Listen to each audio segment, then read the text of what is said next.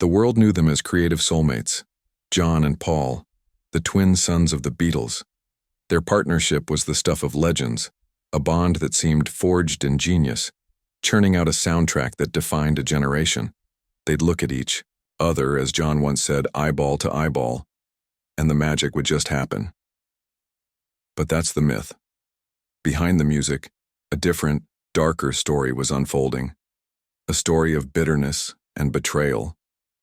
A rivalry so toxic, it would sour their shared history for years. This is the story of the feud that defined John Lennon's life after the Beatles, a war of words fought in the press and, most brutally, in their own music. It's a story told through scathing letters and angry interviews, one that asks a haunting question. How did it all go so terribly wrong?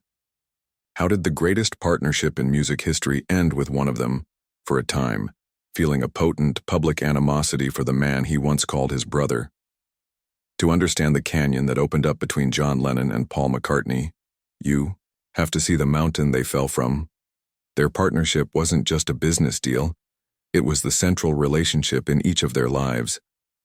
It started in the church halls of Liverpool, with two teenagers obsessed with rock and roll. But it was a shared tragedy, both losing their mothers young, that forged a bond deeper than any melody. In those early days, their collaboration was pure magic. They didn't just bring finished songs to each other, they built them together, sitting knee to knee with cheap guitars, trading lines and finishing each other's ideas. While some songs were clearly more one man's work than the others, their process was famously eyeball to eyeball, a creative whirlwind where one guy's spark became the other's flame. He'd have one bit, McCartney recalled, and I'd have the other bit, and we'd weld them together. That weld powered the Beatles' explosion onto the world stage. Their personalities were their superpower. John had the raw, cynical edge and a love for witty, introspective lyrics. Paul was the master of melody, a craftsman of optimistic, unforgettable tunes. John was the shot of whiskey. Paul was the smooth honey. Together, they were a perfect cocktail. John's grit gave Paul's melodies weight, and Paul's tunes made John's raw emotion a global phenomenon. To the public, they were inseparable, the witty one and the cute one. They were on an adventure no one else could possibly understand, and for a while, all they had was each other. The world saw them as two halves of the same brilliant coin, because for years, that's exactly what they were. The love was real. The brotherhood was real. And that's what made their public divorce so shocking, and the bitterness that followed so devastating. The perfect image of Lennon-McCartney began to crack long before the public knew. The first major tremor was the death of their manager, Brian Epstein, in 1967. Epstein wasn't just their manager, he was their anchor, the guy who handled the business chaos so they could be artists. His death left a void, and Paul, terrified the band would drift apart, stepped up to take the wheel. It was Paul who pushed for ambitious projects like the Magical Mystery Tour film. He meant well, but his new leadership role started to rub the others the wrong way, especially John. As Lennon was drifting into a new artistic and personal world with Yoko Ono, he saw Paul's direction not as guidance but as control. The dynamic was shifting from a partnership to something that felt more like a boss and his backup band. The recording sessions for the White Album in 1968 were where you could really hear them pulling apart at the seams. Gone were the days of creating in one room. They often worked in separate studios on their own songs, just using the others for instrumental parts. The album is a masterpiece, but it sounds less like a unified band and more like 4 solo records in one box. Paul's cheerful Obla-di Obla-da and John's experimental sound collage, Revolution 9, felt like they came from different planets. Then, 2 new people entered the picture and became unintentional catalysts for the final implosion. Yoko Ono and Alan Klein. John had found his new creative equal in Yoko and wanted her by his side constantly, even in the studio, a space that had always been a sacred, Beatles-only zone. Her constant presence created a quiet tension that disrupted their old chemistry. To John, any hesitation about Yoko was a personal attack on him and the woman he loved. But the final nail in the coffin was a business fight. Their company, Apple. Core was a financial disaster. John, George, and Ringo wanted to hire the notoriously tough American manager Alan Klein to clean up the mess. Paul, warned by Mick Jagger, deeply distrusted Klein and instead pushed for his father-in-law, lawyer Lee Eastman. The battle lines were drawn. To the others, Paul pushing his in-law looked like a power grab. To Paul, signing with Klein felt like a total betrayal. It was now 3 against 1. This wasn't about music anymore, it was about money, trust, and control. The brotherhood was officially broken, replaced by suspicion and resentment. The stage was set for a public war, one fought not with fists but with something far more permanent: their songs.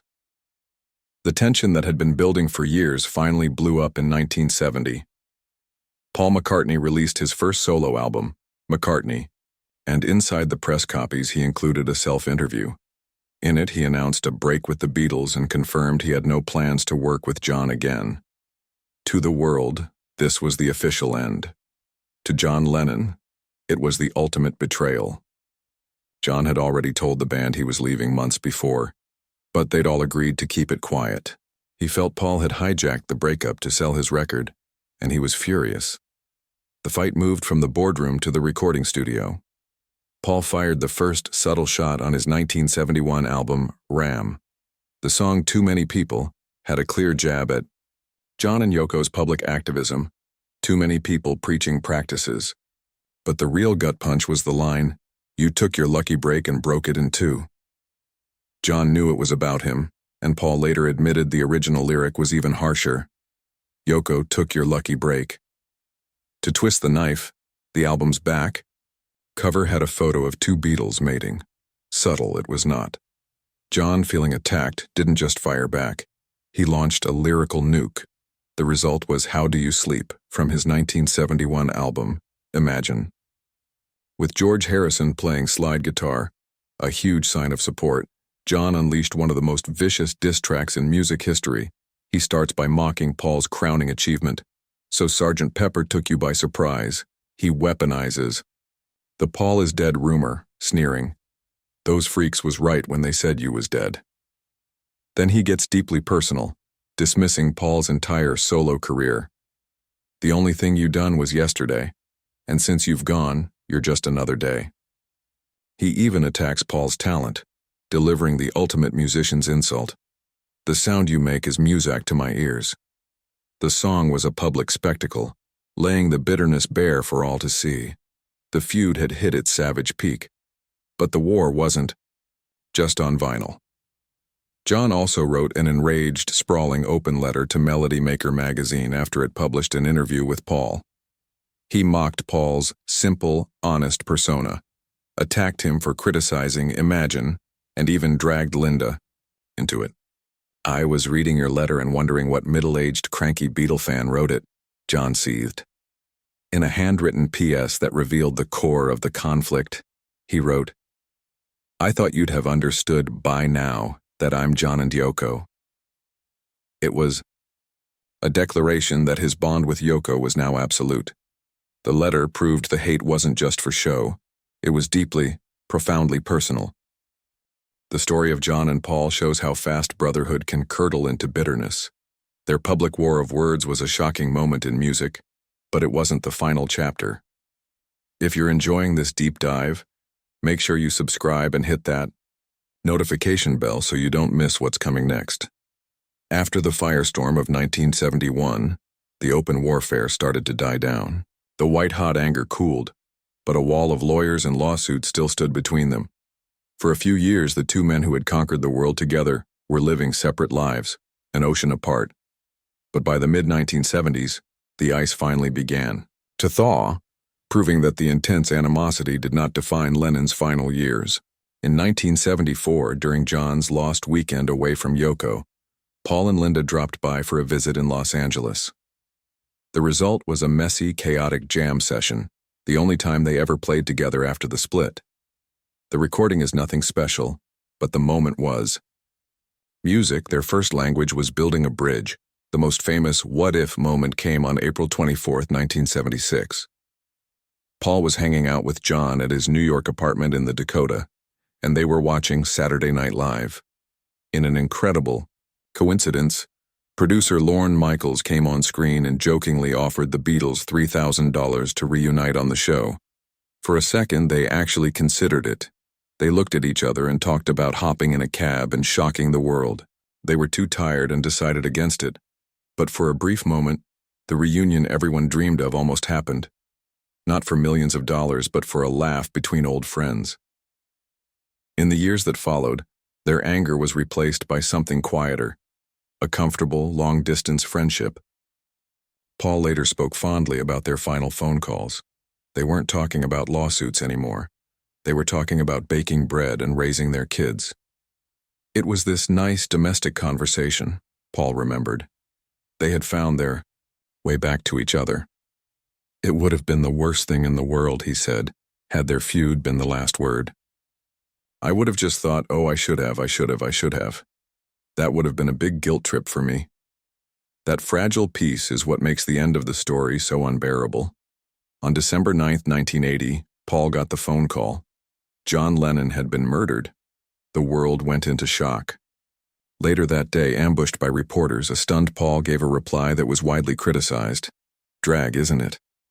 It sounded cold, but it was just a man in shock, hiding his devastation behind old-school stoicism.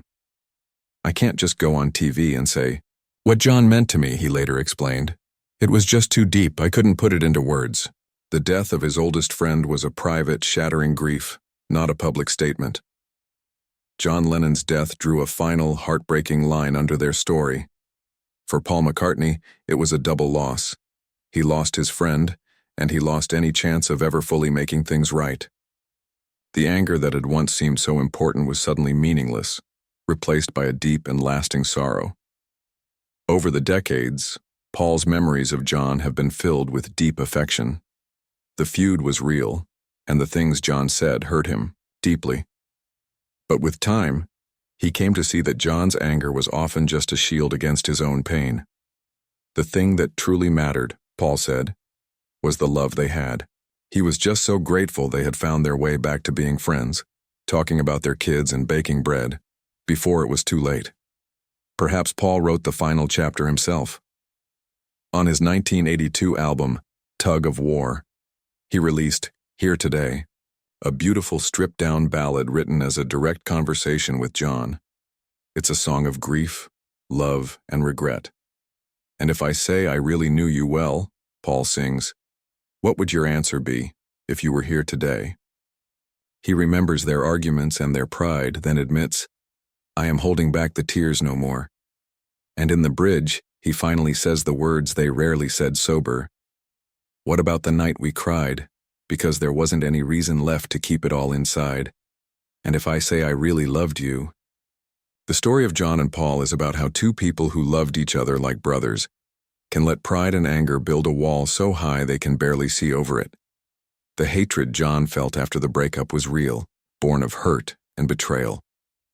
But it wasn't the final word. The final word was love.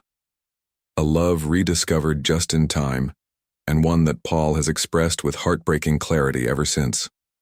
Their story is a bittersweet symphony of what was lost, and the incredible music that remains.